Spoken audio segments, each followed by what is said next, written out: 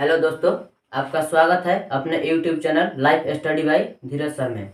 दोस्तों, पिछले वीडियो में हमने बात किया था मैट्रिक एग्जाम के लिए संस्कृत विषय का सिलेबस और उसके एग्जाम पैटर्न के बारे में। तो आज हम उसी के अनुसार आगे बढ़ने वाले हैं। तो आगे बढ़ने से पहले अगर आप इस चैनल पर नए हैं तो चैनल को सब्सक्राइब कर ले, बेल आइकन को प्रेस कर दे ताकि जो भी वीडियो अपलोड हो उसका नोटिफिकेशन सबसे पहले आप तक पहुँच सके। और इस चैनल को ज़्यादा से ज़्यादा शेयर करें, लाइक करें और कमेंट करें, और जो भी आपका क्वेश्चन है उसे कमेंट सेक्शन में पूछें। तो दोस्तों, आज हम बात करेंगे संस्कृत व्याकरण से, जो केवल मैट्रिक एग्जाम ही नहीं 9, 10, सीटेट, यूपीटेट, एमपीटेट और कॉम्पिटिटिव एग्जाम के लिए इम्पोर्टेंट होता है। तो आज हम शुरुआत करने वाले हैं संस्कृत व्याकरण से।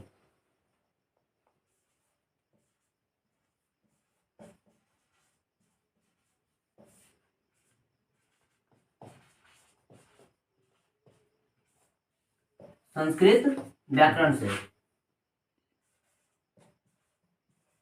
फॉर 9, 10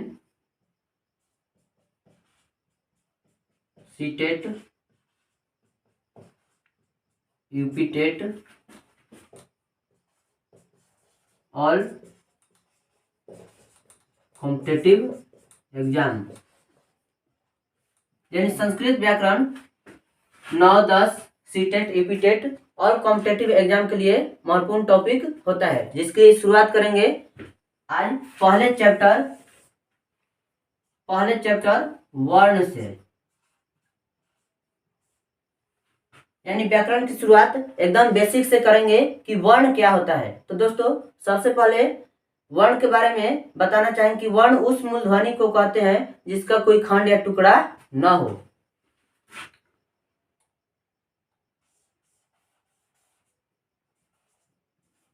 वर्ण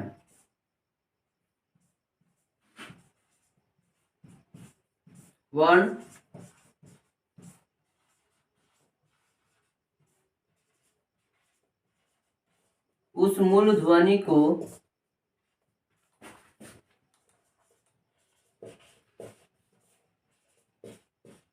कहते हैं जिसका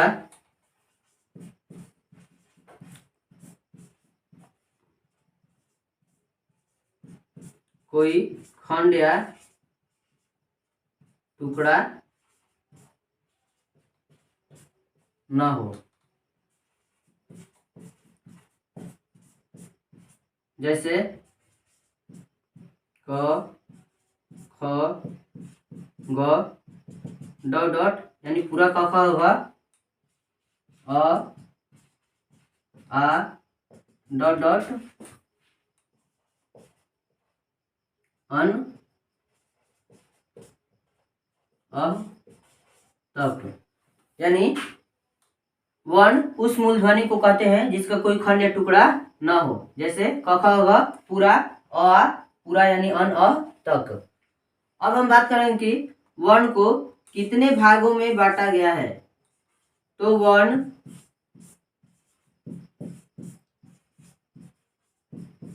दो प्रकार के होते हैं। वर्ण दो प्रकार के होते हैं। पहला स्वर वर्ण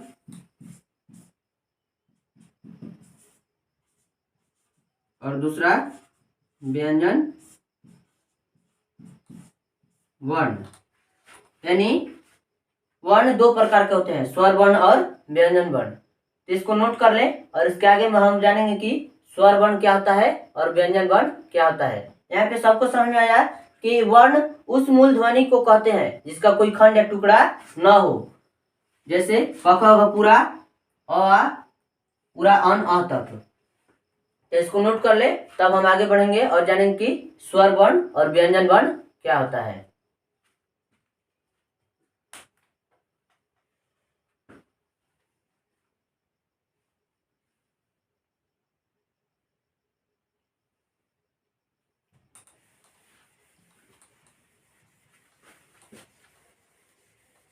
उम्मीद करते हैं कि आप इसे नोट कर लिए होंगे।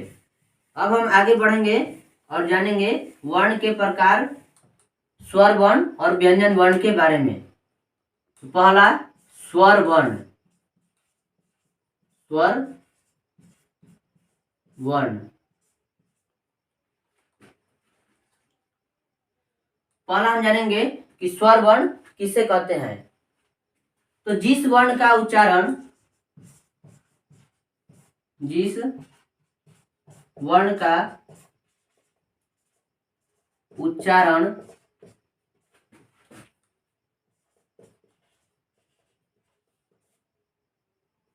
उच्चारण स्वयं की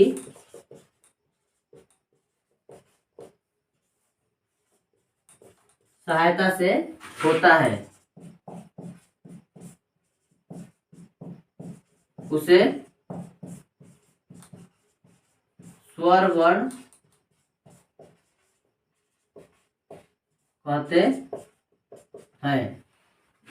स्वर वर्ण जिस वर्ण का उच्चारण स्वयं की सहायता से होता है, यानी स्वर वर्ण के उच्चारण में किसी दूसरे वर्ण यानी व्यंजन वर्ण की सहायता नहीं ली जाती है, उसे स्वर वर्ण कहते हैं। जैसे अ, आ, हर्षई, डॉट डॉट, अन, अ। संस्कृत में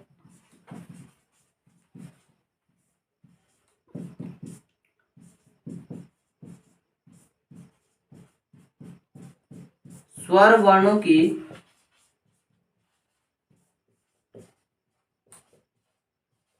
कुल संख्या 13 होती है। यहाँ पे इस बात पे ध्यान देंगे कि संस्कृत में स्वर वर्णों की कुल संख्या 13 होती है और हिंदी में स्वर वर्णों की कुल संख्या 11 होती है।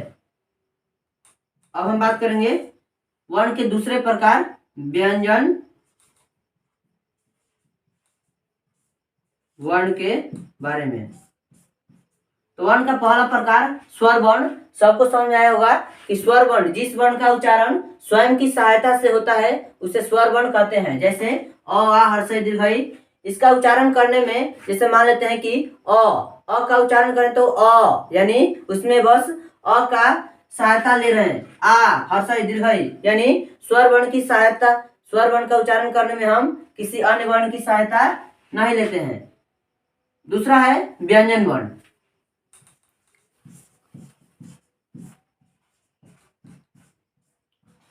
जिस वर्ण का उच्चारण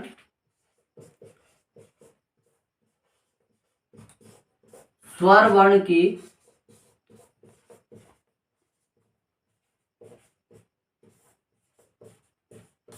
जिस वर्ण का उच्चारण स्वर वर्ण की सहायता से हो, जिस वर्ण का उच्चारण स्वर वर्ण की सहायता से हो, उसे व्यंजन वर्ण कहते हैं।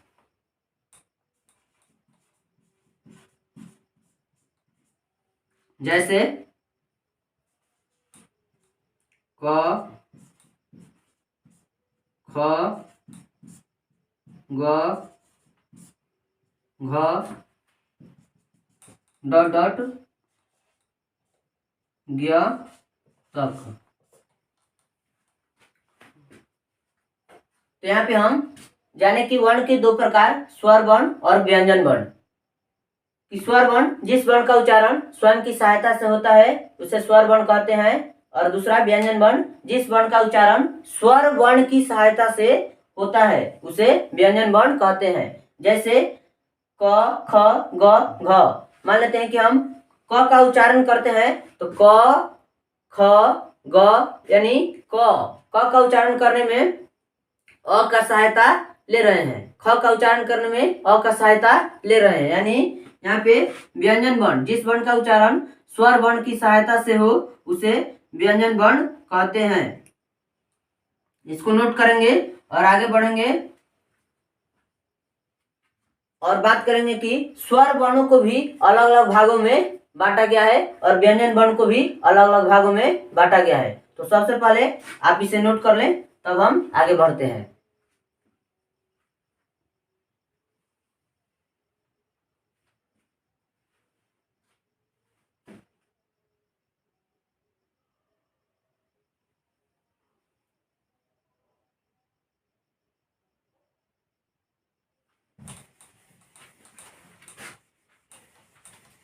अब हम आगे बढ़ते हैं और बात करते हैं कि स्वर वर्णों को भी अलग अलग भागों में बांटा गया है और व्यंजन वर्णों को भी अलग अलग भागों में बांटा गया है।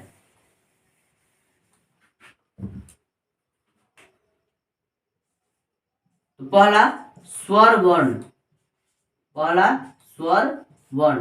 यहाँ पे हम जानेंगे कि इसको कितने भागों में बांटा गया है।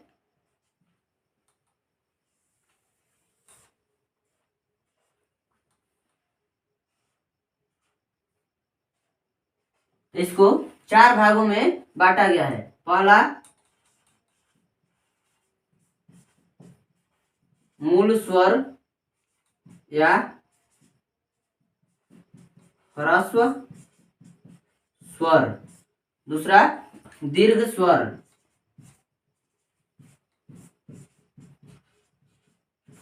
तीसरा संयुक्त स्वर,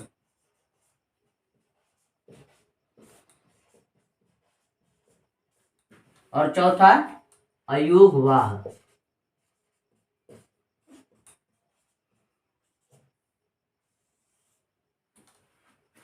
तो इस तरह स्वर वर्णों को 4 भागों में बांटा गया है, मूल स्वर या ह्रस्व स्वर, दीर्घ स्वर, संयुक्त स्वर और अयोगवाह। अब हम बात करेंगे कि मूल स्वर के अंतर्गत कौन कौन स्वर आते हैं। तो मूल स्वर के अंतर्गत अ, हर्षई, हर्षऊ तथा री, और दीर्घ स्वर के अंतर्गत आ, दीर्घई, दीर्घऊ। तीसरा है संयुक्त स्वर, जिसके अंतर्गत ए, आए, ओ तथा औ आते हैं। चौथा है अयोगवाह, जिसके अंतर्गत अन और अ आते हैं। इस तरह स्वर वर्ण जो कुल 13 होते हैं, तो मूल स्वर या ह्रस्व स्वर के अंतर्गत 4, दीर्घ स्वर के अंतर्गत 3, संयुक्त स्वर के अंतर्गत 4 और अयोगवाह के अंतर्गत 2। इस प्रकार कुल 13 स्वर वर्णों को 4 भागों में बांटा गया है। इसको नोट करेंगे और आगे बात करेंगे कि व्यंजन वर्णों को कितने भागों में बांटा गया है। तो इसको हम लोग नोट करेंगे, तब हम आगे बात करेंगे व्यंजन वर्ण के बारे में। उम्मीद करते हैं कि आप लोग इसे नोट कर लिए होंगे। आगे हम बात करेंगे कि व्यंजन वर्णों को भी कितने भागों में बांटा गया है। यहाँ पे हम लोग जाने कि स्वर वर्णों को 4 भागों में बांटा गया है, तो उसी तरह व्यंजन वर्णों को भी अलग अलग भागों में बांटा गया है।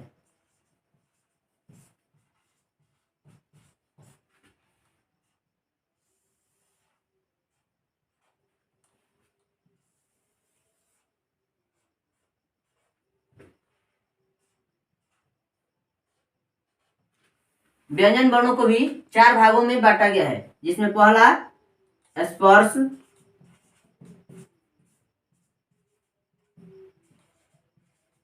व्यंजन वर्ण, दूसरा अंतःस्थ,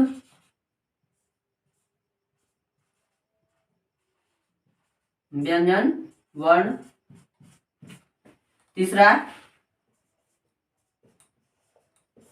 ऊष्म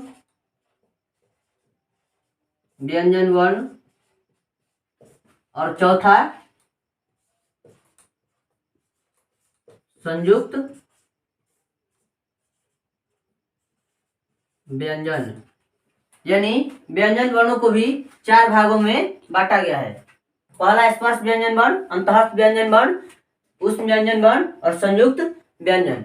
अब हम बात करेंगे कि स्पर्श व्यंजन वर्ण के अंतर्गत किन किन वर्णों को रखा गया है। तो स्पर्श व्यंजन वर्ण क वर्ग से लेकर प वर्ग तक कुल 25 स्पर्श व्यंजन होते हैं।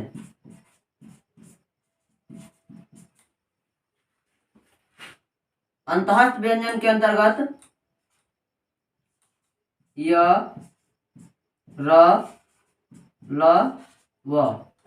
और तीसरा उष्म व्यंजन जिसके अंतर्गत तालवी स, मूर्धनी स, दंती स और ह। और चौथा संयुक्त व्यंजन जिसके अंतर्गत छ, जिसके अंतर्गत छ, त्र, ज्ञ और एक अलग होता है स्र। यहाँ पे हम देखें कि व्यंजन वर्णों को भी 4 भागों में बांटा गया है। स्पर्श व्यंजन वर्ण के अंतर्गत क वर्ग से लेकर प वर्ग तक कुल 25 स्पर्श व्यंजन वर्ण होते हैं। य, र, ल, व को अंतःस्थ व्यंजन वर्ण कहते हैं। तालवी स, मूर्धन्य स, दंती स, ह को उष्म व्यंजन वर्ण कहते हैं और छ, त्र, ज्ञ और स्र को संयुक्त व्यंजन कहते हैं। तो इस तरह स्वर वर्णों का विभाजन और व्यंजन वर्णों का विभाजन अलग अलग भागों में किया गया। तो आप इसे नोट कर लें। तब हम आगे बात करेंगे कि स्वर वर्ण में जो चौथा भाग था अयोगवाह, और इसमें भी चौथा भाग जो है संयुक्त व्यंजन। तो अयोगवाह और संयुक्त व्यंजन क्या होता है आगे हम बात करेंगे, तब तक आप इसे नोट कर लें।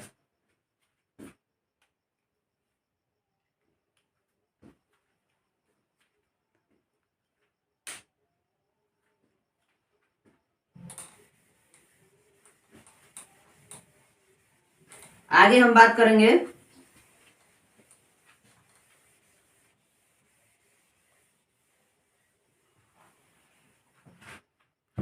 बात करेंगे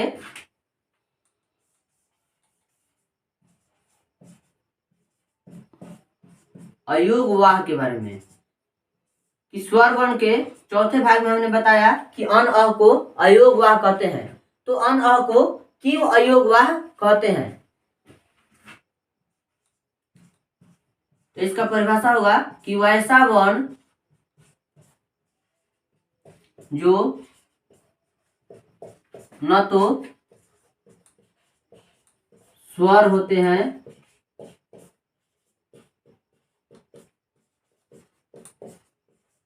और न ही व्यंजन,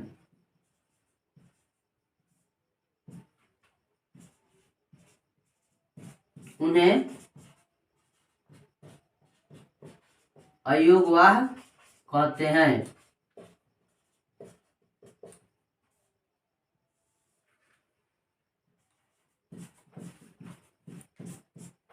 जैसे अन और अ। तो यहाँ पे हम समझेंगे कि अन और अ को अयोगवाह क्यों कहते हैं। तो इसका परिभाषा है कि वैसा वर्ण जो न तो स्वर होते हैं और न ही व्यंजन, यानी ये न तो स्वर की कैटेगरी में जाते हैं और न ही व्यंजन की कैटेगरी में। तो आखिर कैसे ये न तो स्वर होते हैं और न ही व्यंजन, इसको यहाँ पे हम समझेंगे। तो अन का जब हम वर्ण विच्छेद करते हैं तो अ जोड़ न हलंत, उसी तरह अ का करते हैं तो अ जोड़ ह हलंत। तो यहाँ पे हम सबको जानते हैं कि स्वर वर्ण जिसका उच्चारण स्वयं की सहायता से होता है। तो यहाँ पे हम देखेंगे कि अन जिसका वर्ण विच्छेद अ और न से हो रहा है, तो यहाँ पे अ के बाद न आ रहा है, जबकि स्वर वर्ण में अ, आ, हर्षई दीर्घई जो स्वर वर्ण होता है उसमें उसके बाद कोई भी वर्ण नहीं आता है। तो यहाँ पे हम देख रहे हैं कि अ के बाद न आ रहा है, इसी तरह ये स्वर वर्ण नहीं है। अब व्यंजन वर्ण कैसे नहीं है इसको हम समझेंगे। तो व्यंजन वर्ण का परिभाषा होता है कि वैसा वर्ण जिसका उच्चारण स्वर वर्ण की सहायता से होता है। जैसे बात करेंगे एक व्यंजन वर्ण का उदाहरण लेकर, एक व्यंजन वर्ण का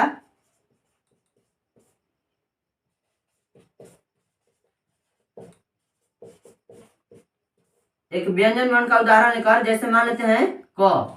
तो हम क का उच्चारण करते हैं तो क यानी उसका उच्चारण करने में अंत में अ आ रहा है, और इसका हम जब वर्ण विच्छेद करते हैं तो क हलंत जोड़ अ। यहाँ पे हम देख रहे हैं कि व्यंजन वर्ण के बाद अ आ रहा है, और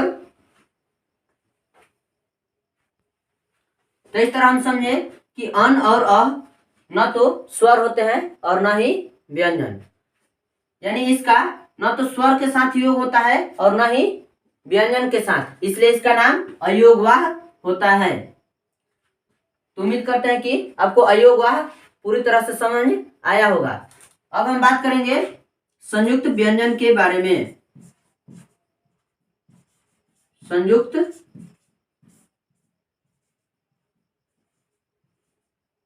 व्यंजन, तो इसका परिभाषा होता है कि जब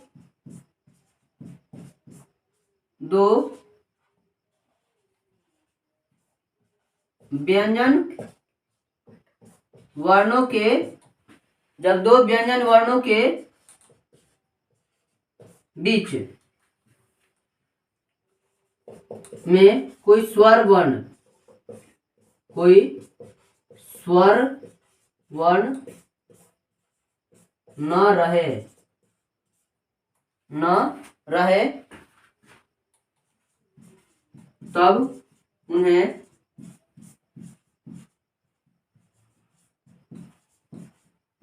संयुक्त व्यंजन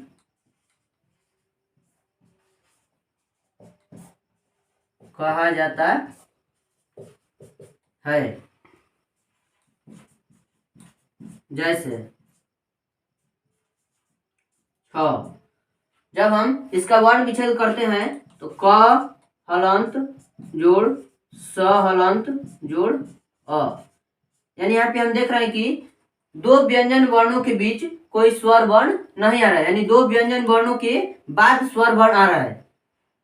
आगे त्र, इसका भी वर्ण विच्छेद करेंगे तो त हलंत जोड़ र हलंत जोड़ अ।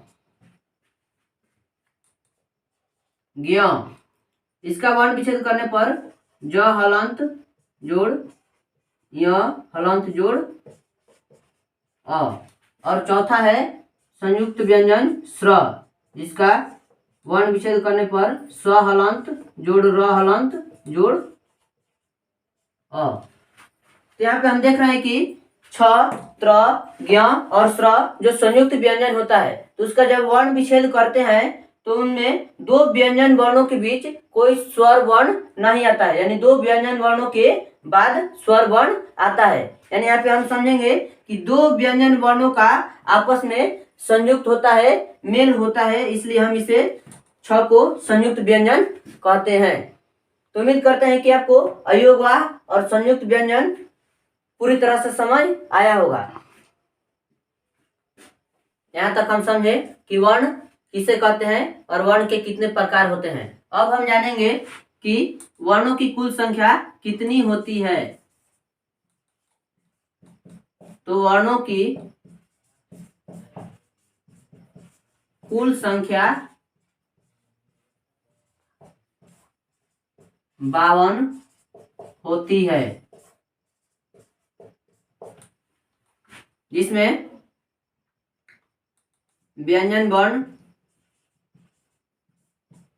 33, स्वर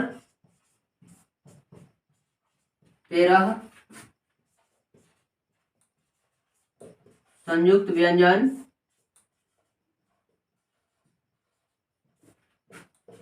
4 तथा अयोगवाह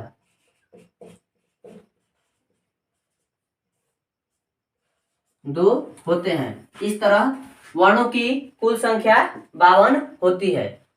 अब हम समझेंगे कि वर्णमाला किसे कहते हैं।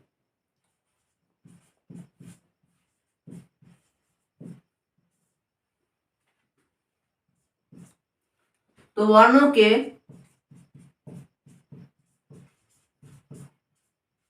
व्यवस्थित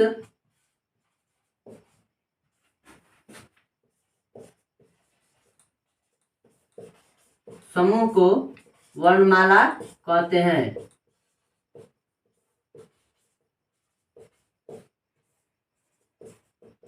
वर्णों के व्यवस्थित समूह को वर्णमाला कहते हैं।